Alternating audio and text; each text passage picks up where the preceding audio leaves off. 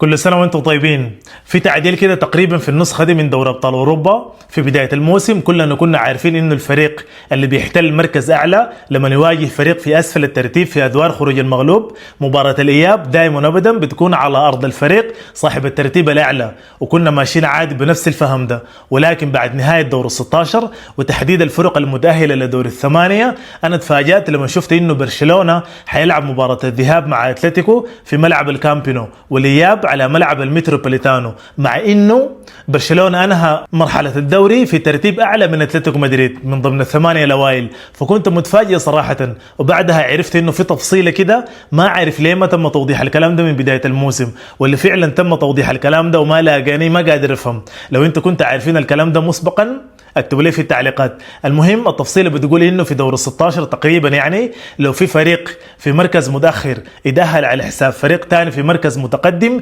بياخد مركز الفريق اللي دخل على حسابه، بالضبط زي ما حصل مع اتلتيكو مدريد لما اخرج توتنهام، اخذ مكان توتنهام وهو المركز الرابع. عشان كده الاياب بين برشلونة الخامس والاتلتيكو حيكون على ملعب المتروبوليتانو. انا بفهم لو كان اتلتيكو في ترتيب اعلى من برشلونة في مرحلة الدوري، لان ده المتعارف عليه وده الطبيعي وده اللي احنا كنا فاهمينه من بداية الموسم، ولكن فريق ياخد مكان فريق تاني صباح الخير يعني.